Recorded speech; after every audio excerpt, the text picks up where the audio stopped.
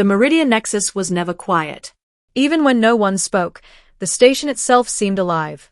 Energy fields pulsed beneath the floor, artificial atmospheres drifted in invisible tides, and distant engines hummed like a sleeping giant. Beneath twin artificial stars, the grand amphitheater filled with beings from across the known galaxy. 49 species occupied the chamber. Some were tall and armored like walking fortresses. Others floated, shimmering like living light. Slender traders slipped through the aisles while ancient leaders reclined upon thrones shaped for bodies no longer common. This gathering was known as the Stellar Concord, the center of interstellar law, trade, and political power.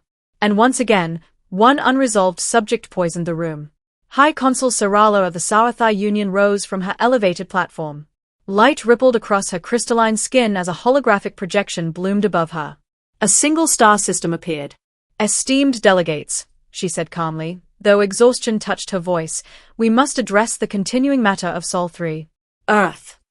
A wave of irritation passed through the council. For 2 centuries, humanity had ignored the Concord.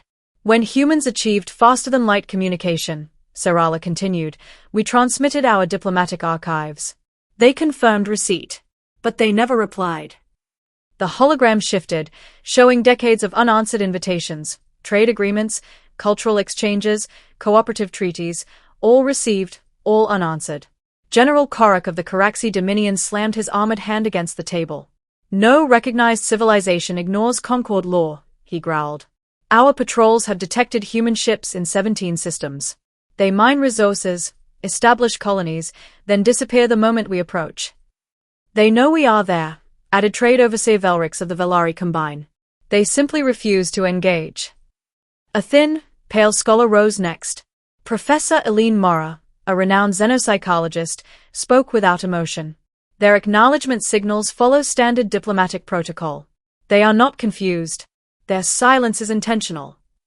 The realization unsettled the chamber. "These humans are not primitive," Sarala said. "Their stealth technology rivals ours. Their engineering is advanced. They developed faster-than-light travel on their own." "So why do they ignore us?" asked a delegate from the free systems. Data filled the air. A once divided species. Now unified. A population exceeding 8 billion.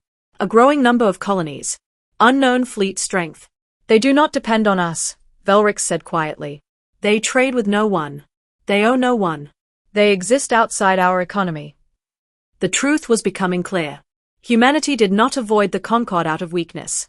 They simply didn't need it. "This cannot continue," General Korak snarled. "Any species that rejects interstellar law must be reminded of it." A proposal was made, a diplomatic enforcement mission. A powerful fleet would travel to Earth and compel compliance. The vote was close. But history tilted on narrow margins. Within 7 days, a Concord armada would depart for Sol. As the chamber emptied, Chairwoman Veltrin lingered, staring at the human star on the fading hologram. Humanity had been quiet for too long. And quiet things, when finally disturbed, were often the most dangerous. Deep beneath Earth's surface, far below any satellite or spy network, existed a facility that officially did not exist. It was called Raven Core, and it was the heart of humanity's true power. Admiral Alina Cross walked through endless steel corridors, her footsteps echoing softly. Around her, holographic displays floated in the air, alien fleets, trade routes, political maps, and power structures across the galaxy. Humanity had not been silent. It had been watching.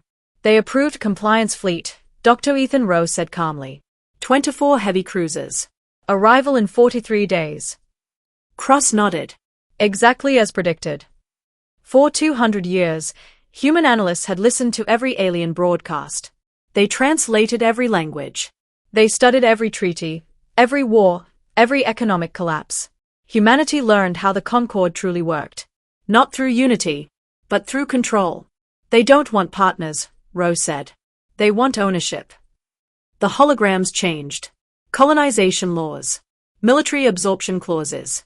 Trade monopolies. "They intend to leash us," Cross said quietly. Humanity had chosen another path. 17 colonies became 4 to 6. Asteroid belts turned into shipyards. Automated factories built fleets without any outside trade. The Terran Defense Armada quietly grew beyond anything the Concord suspected. "They think we're weak because we stayed quiet," Cross said. That was their mistake. She turned toward the main command display. Activate Operation Dawnfire. Across human space, dormant shipyards awakened. Cargo vessels split apart, revealing hidden warships. Long silent fleets began moving. Humanity was done waiting. Axis Station was the pride of the Galactic Council. It floated at the crossroads of interstellar travel, guarded by hundreds of alien warships.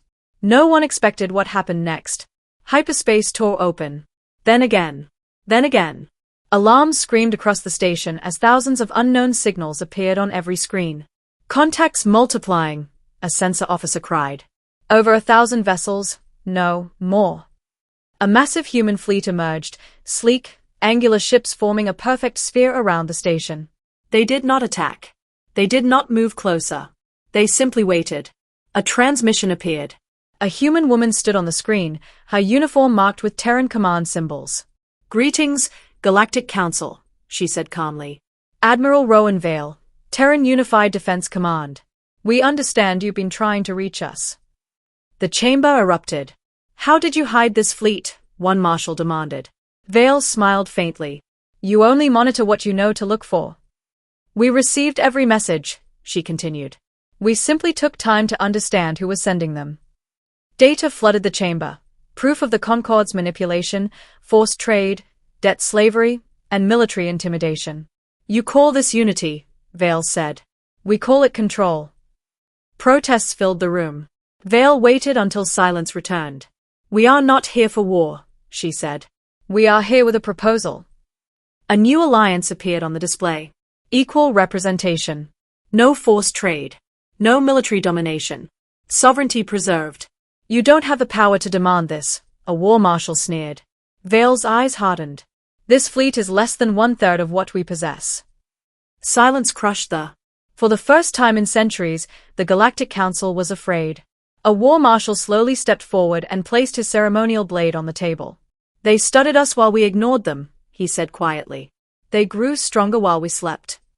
He looked at the human admiral on the screen. And now they offer partnership, while holding the power to rule. The chamber fell silent. We will review the Solarian Compact, he said.